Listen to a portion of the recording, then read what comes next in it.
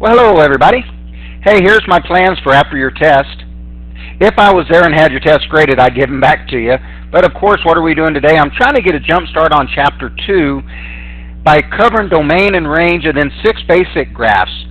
All of this, I think, will be review for you guys. Until I get to the function notation, you're going to see some x plus delta x.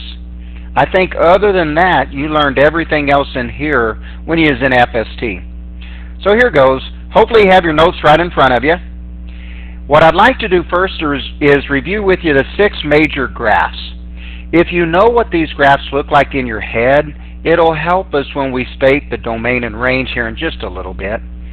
So, real fast, of course, our first graphs that I need to make sure that you understand is graphing lines, which we just covered in Chapter 1. So remember to graph y equal 2/3 x minus 4. You're going to start down here at -4. You're going to go up 2 and over 3. You're going to connect those dots, put your tips at each end, and then you're gone. Okay. Hey, remember the line x equal 3 is going to be a vertical line because all of my x coordinates will be 3. And y equal -5 will cross the y-axis at -5. It'll be horizontal with the slope of 0. So that's our first type. The second type, notice that I have 2 different graphs on there. I have what we call the parent graph, and then we have a graph after we do a translation. I'll remind you on those translations, if you recognize the translation, it'll help you with the domain and range here in just a second.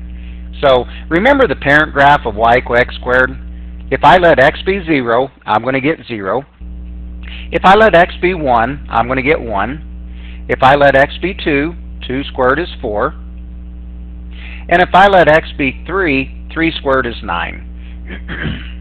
If I let x be -1, I get 1. If I let x be -2, I get 4. If I let x be -3, I get 9. So there's the parent graph, y equal x squared. Hey, what I'd really like for you to know on the translation is this graph's going to be moved 3 units to the right because of the -3, and it's going to be moved 4 units up.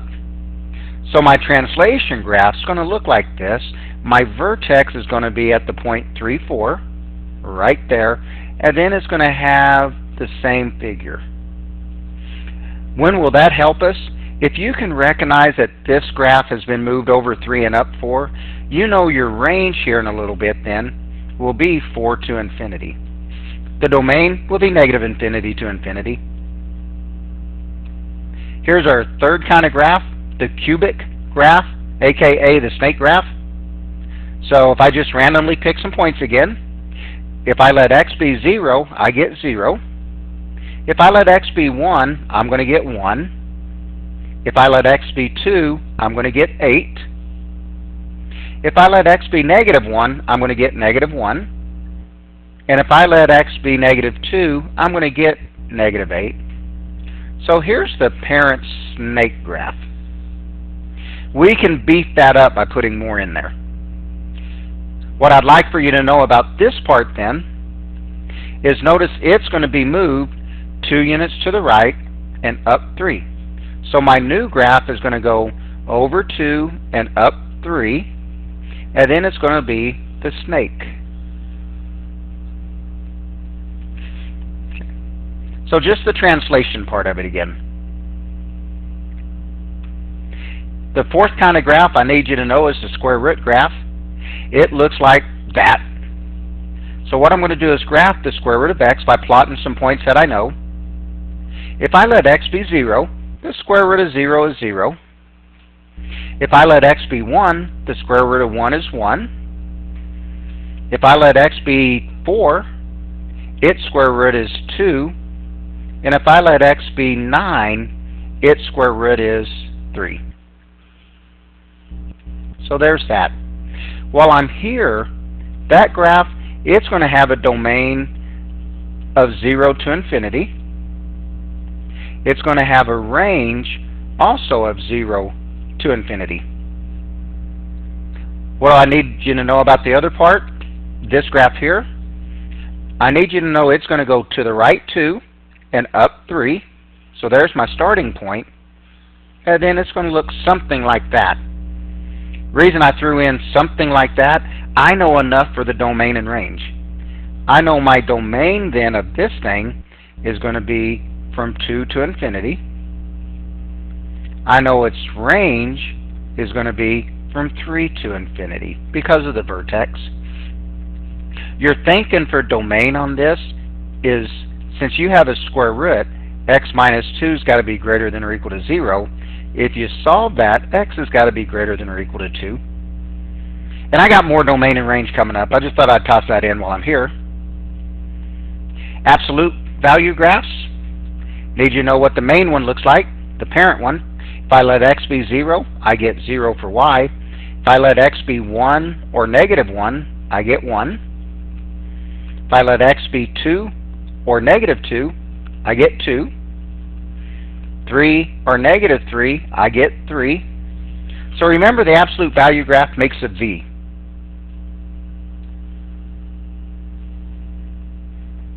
Kind of like that. What I need you to know about this other one, let me switch colors real fast. What I need you to know about this other one, it's going to move 2 to the left. It's going to move up 3 is going to be my vertex. So 2 left, up 3. And then that negative is going to make it open down. So it's going to look like this when we graph it.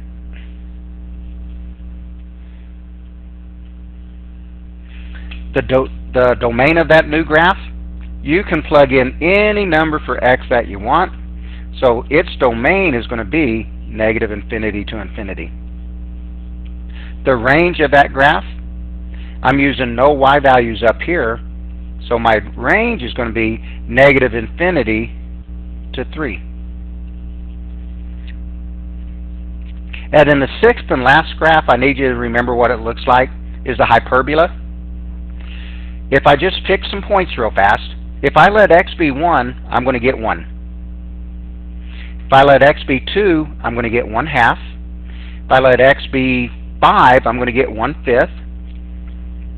If I let x be 100, I'm going to get 1/100th, so it's never ever going to cross the x-axis. If I let x be 1/2, though, I'm going to get 2. If I let it be 1/3, I'm going to get 3. If I let it be 1/10, I'm going to get 10. So remember, the hyperbola looks like that. And then remember, there's another branch right down there. To mention its domain real fast, there's a fraction right here, so you can't let x be 0. So I can't let x be 0, so I can go negative infinity to 0, along with 0 to infinity. Its range is going to be the same thing. Negative infinity to 0, along with 0 to infinity. So that's the first part, what I need you to know. I just wanted to review the quick graphs with you. My next little part then is, this is the main part of section 2-1. I need to review relations with you, and I need to review functions with you. If I was there in person, I have a story that goes with each and every one of those. But what I'm going to do here, since it's just a video, is I'm going to give you the down and dirty. For review purposes, any set of ordered pairs is a relation. A relation becomes a function if no domain repeats. No domain repeats. So if I look at this real fast, if I look at this first one here, and I'm just trying to decide if it's a function or not, when I look at my domain, which is the x values, I've got 1, 2, 3, 4, 5, 6. None of those repeat, so yes, this one's a function. If I look at the second one, 6, 7, 8, 9, none of my x values repeat, so yes, this is a function. Even though each of these ranges are the same. So that's okay. If I look at my third one, my domain goes 4, 5, 6, 7, 5. This one is not a function. Here's a quick story to show why. Let's say in the 4th day of the cross-country season, I had a kid run 11 miles on the 4th day. On the 5th day, they ran 12 miles. On the 6th day, they ran 21 miles. On the 7th day, they ran 8 miles. And on the 5th day, they ran 15 miles. Well, 1, I would never run a kid that much. 2, I got a contradiction going on right here. I said on the 5th day, they ran 12 miles, but on the 5th day, they ran 15 miles. That can't happen. Now, you might look at this one, and I can make up a quick story about that. In the first game of the basketball season, Michael Jordan scores 16 points. In the second game, 16 points. In the third game, 16 points. Fourth game, 16 points. Fifth game, 16 points. We all know Michael Jordan would have scored more points than that, but this could happen, so yes, this is a function. Okay? So basically, function, no domain can repeat. Okay? To determine if your graph is a function, we're going to have two different ways. We need to think about what the graph would look like and see if it would pass the vertical line test. Remember, if you can draw a vertical line and touch your graph in more than one place, it's not going to be a function, because that means your x values have two different y values. Our second option, solve the equation for y to see if it yields two x values. So that's what we'll do. So if you will, look at your 2x plus 3y equal 12. If you think about that graph, it's going to be a line. A line with the slope of negative 2/3. Well, that makes it pretty easy. That's going to pass the vertical line test. So yes, this would be a function because it passes the vertical line test. If you think about x squared plus y squared equal 25, that's going to be a circle with the center at 0, 0 and a radius of 5.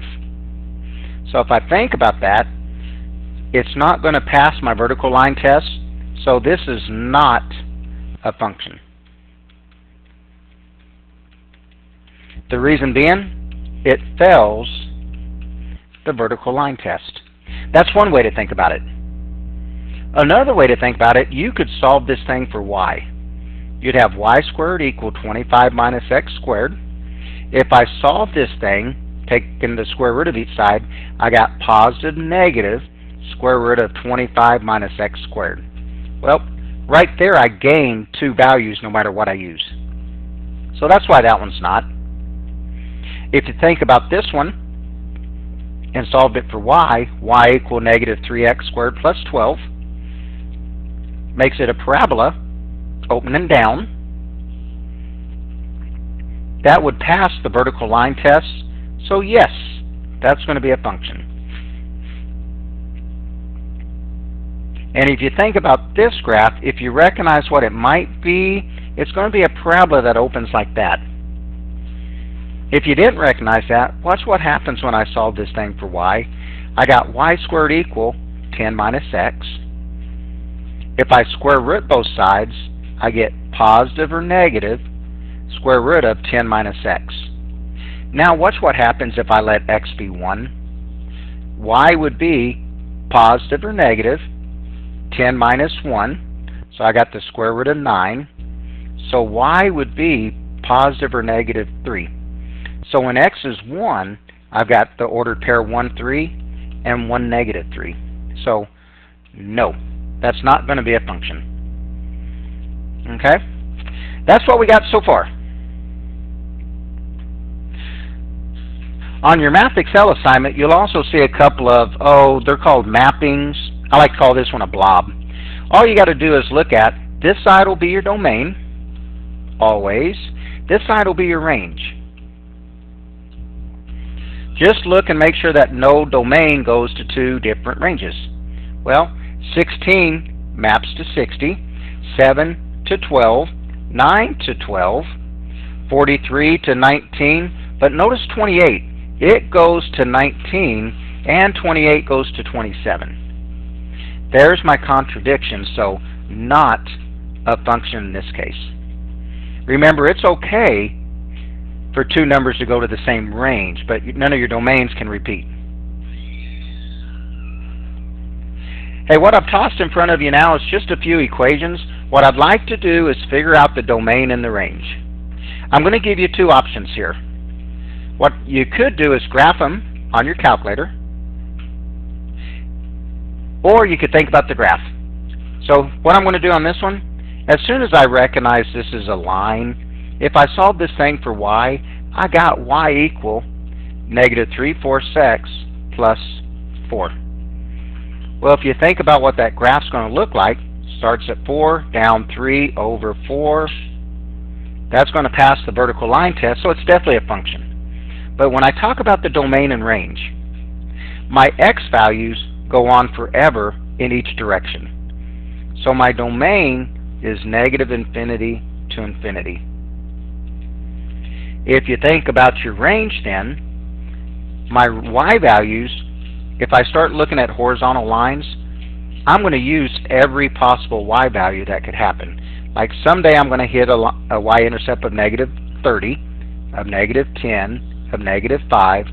So my range is going to be negative infinity to infinity. So that's what we got so far. You're welcome to graph number 2 if you'd like. What I need you to do, though, is get to where you think about it algebraically. I know that this is going to be a square root graph that's been moved 3 units to the right. So there's what that graph's going to look like. That's going to help me.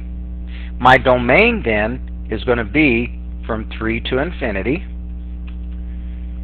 My range, my y values then, will be from 0 to infinity, because I'm not going to use any y values down here. Hey, here's the other way I want you to think about it, though. Whenever you have a square root, the only restriction is you can't allow a negative number to occur under the radical. So here's going to be your thinking. You need to make sure that x minus 3 is greater than or equal to 0. Because if it is, then you won't have a negative under the radical. If you solve that by adding 3 to both sides, x has got to be greater than 3. That's your domain. So that's the other way to think about it. And then the range is easiest to think about with the y value, but here's what I do. The smallest y value this can ever be is 0. So that's why I knew it started at 0.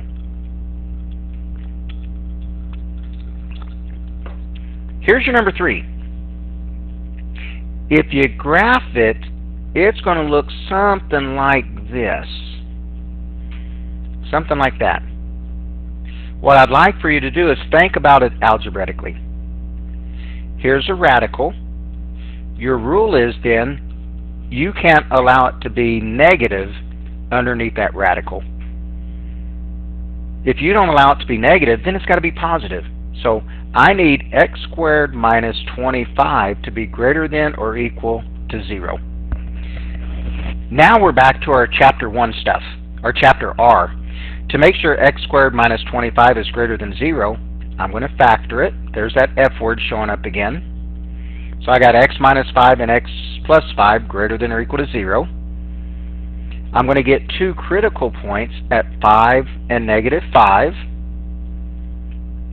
And then I'm going to play the number line game with that.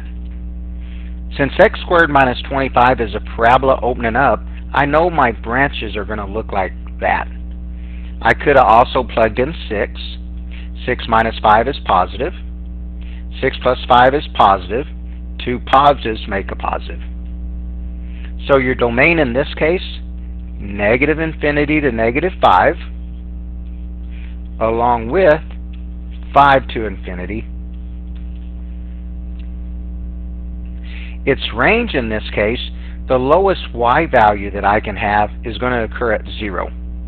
So my range is 0 to infinity. So moral of that story, if you have a radical involved, got to make sure it's not negative under the radical. Peek at your number 4 if you would. If there's a fraction involved, you cannot allow your denominator to equal 0. So in this case, I don't care about the 5x plus 2. My only rule is I can't let x minus 11 equal 0. I cannot let that happen. Well, that occurs at 11. So I can't allow x to be 11. So my domain, negative infinity to 11, along with 11 to infinity. The range on this one is tricky. If I was there, I'd give you a little bit of trial and error on it. But I'm just going to give you the shortcut on it. There's one y value that can never ever occur in this. If you think about your limit, if Miss Colwell was here, she'd tell you it's on a certain color note card. But notice that in the numerator, the highest power is a 1. In the denominator, the highest power is a 1. Look at the coefficients right in front of here.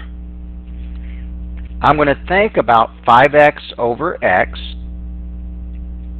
If I cancel those x's out, I'm going to get a limit of 5. This function can never be equal to 5 in the y values. Watch what happens if I try to let it be equal to 5. I'm going to plug 5 in for y, put that over 1, equal 5x plus 2 over x minus 11. Watch what happens if I cross multiply. I'm going to have 5x minus 5 equal 5x plus 2. When I go to solve this, my x's are going to cancel out. So my range in this case, negative infinity to negative 5, along with 5 to infinity. So a little tricky on that one. Okay. If you will, on your number 5, peek at it. On number 5, I don't want to worry about the range today. That's coming up pretty darn quick. Since there's a fraction involved, the only thing that you have to worry about is you can't let x squared minus 4x minus 12 equal 0. You can't allow that to happen. So we're just going to figure out when it does happen. I'm going to factor this, because it's a quadratic, xx minus 6 plus 2 equals 0. So I know this thing is equal to 0 at 6 and at negative 2. So I can't allow you to use negative 2, and I can't allow you to use 6. You can use anything else that you want. So my domain, negative infinity to negative 2, along with negative 2 to 6, along with 6 to infinity. A little tricky on that one. If you graphed it, it's hard to see that too. The hardest part of the lesson is I just covered it, the domain and range. The function notation is going to be reviewed for you. I'm going to be done here in about 5 minutes, so hang with me. I must have put a graph on there because you're going to have one that looks like this on your Math Excel. We're going to state the domain and range of a function that looks like this. This one's not on your worksheet, but your domain, once again, it just says, hey, what x values are you using? Well, if I look at my graph, it looks like this ordered pair is negative 2, 1, 2, 3, 4, 5, 6. And looks like this ordered pair is 1, 2, 3, 4, 5, 6, 7, 8. 1, 2, 3, 4, 5, 6, 7, 8. Well, my domain of this thing then will be negative 2. Notice I put a bracket around that negative 2 because there's a closed dot. 2, 8. But notice I put a parenthesis around that because of the open dot. For my range then, my y value here, that should be negative 6, is negative 6 all the way up to 8. Notice I put a bracket on the negative 6, a parenthesis on the 8. So that's my domain and range of that one. Okay, now I've only got about 5 more minutes, so hang with me. Function notation. The first part of this should be pretty pud. Given f of x equal 3x minus 11, I'd like for you to find f of 2 and f of negative 4. That's the easy part. plug in 2, run it through your calculator, and you got the answer. So 6 minus 11 is negative 5. Same thing with the f of negative 4. 3 times negative 4 would be negative 12 minus 11, so we're at negative 23. I'm not worried about those two. You plug in a number, you get a number. And I'm really not worried about f of x plus 6. I'm going to throw away the x and plug in a parenthesis x plus 6, then minus 11. Now just simplify this. 3x plus 18 minus 11. So this answer, 3x plus 7. Don't try to solve it. It's not an equation. Hey, the steps are the same on D. What's going to throw you off a little bit is I'm going to start trying to use delta x a little bit, which just means the change in x. Once I get talking about the slope of the tangent line, delta x becomes pretty important. But the steps are going to be the same. I'm going to throw away the x and plug in x plus delta x minus 11. X and delta x are two totally different terms, kind of like x and y. When I distribute, I've got 3x plus 3 delta x minus 11. Boom. There's my answer. That's all there is to it.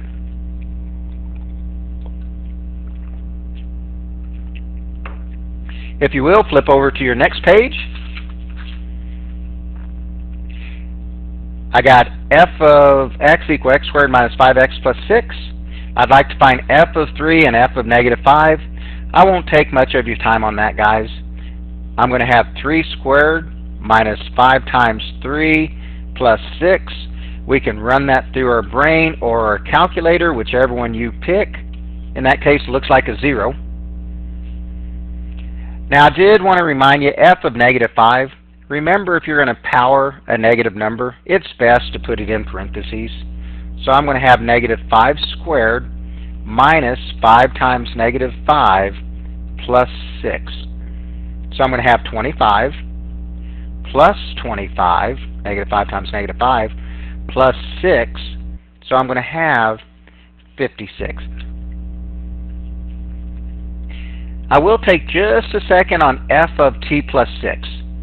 This says, go find the function of f. Once you've found it, throw away the x and plug in t plus 6. So it's going to look like this. T plus 6 squared minus 5 times t plus 6 plus 6. Now we're just going to simplify that. We need to FOIL this out. So I've got t squared plus 12t plus 36. Remember, there's a middle term of that times that doubled. And then I've got minus 5t minus 30 plus 6. Combine your like terms. So it looks like I've got t squared plus 7t plus 12 for my final answer. To find f of x plus h, the exact same steps. It's going to look like this. Throw away the x, plug in x plus h, so I've got x plus h quantity squared, minus 5 times x plus h, plus 6. Let me FOIL this thing out, so I got x squared plus 2xh plus h squared minus 5x minus 5h plus 6, and then combine any like terms. But when I look through here, there is no like terms, so there's my answer. So that's what we got so far. And then it looks like my last example, I'm just going to beef it up to you in steps. What I'd like to do on part A is find f of x plus h minus f of x. Well, if I do that, it's going to look like this. Go to your function of f. Once you find it, throw away the x, plug in x plus h. So I got 5 times x plus h plus 3. All I've taken care of so far is that part, f of x plus h. Now I need to minus f of x, so minus this function itself. So minus 5x minus 3. Notice I distributed a negative sign. When I simplify this, 5x plus 5h plus 3 minus 5x minus 3. Those are out of there. Those are out of there. 5h is my answer so far. Now when I move on to part B, I got f of x plus h minus f of x. Well, we've already done all that work. It's 5h over h, and that's going to simplify to be plain old 5. And then to figure out f of 3 plus h minus f of 3, it's going to look something like this. I'm going to take my 5, throw away the x, and plug in 3 plus h, and I still have that plus 3. So all I've done so far is taken care of that. And then I need to subtract away f of 3. So when I plug in 3, I'm going to get 3 times 5 is 15 plus 3 is 18. Go get that value instead of trying to write it all out. So when I simplify, I've got 15 plus 5h plus 3 minus 18. 15 and 3 and negative 18 is out of there, so that answer is 5h. So hopefully that made sense to you. I just put this one on there. This one isn't in your notes. I snipped this out of Math Excel to make sure you understood the notation of it. On this one, they wanted to give the domain and range. Well, that part won't be bad. The domain just says, hey, what x values are we using? And we're going from negative 4 to 2. So my domain is negative 4 to 2.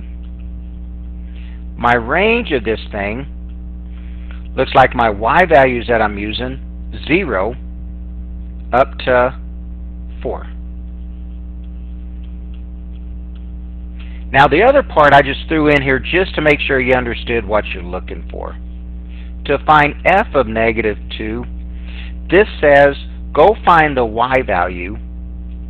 Go find the y value when x is negative 2. So if you do that, when x is negative 2, my y value is 0. So f of negative 2 is 0. When you're asked to find f of 0, this says, go give me the y value when x is 0. Well, if you go look at your graph, when x is 0, my y is going to be 4. So that answer is 4. So just making sure you could read that. And then look at your part D on this one. Any values of x such that f of x equal 2. When they say f of x equal 2, that means y equal 2. So if you think about the horizontal line, y equal 2, right there that I just drew in black, they want all the x values where that happened at. Well, if you look at it, it crossed the graph right there. So there's one of my answers, negative 3. It crossed my graph right there. So just estimating maybe negative 1.1, just estimated there. And if I estimate right there, 1.1, something right in there. But that's what they mean by that. This means when y equal 2, and this means go get me your y value when x is that. So hopefully I wasn't too fast on the video. If it did, you can also backtrack, replay part of it, fast forward through any part of it. So, and then of course your assignment's going to be on Math Excel. Good luck with it.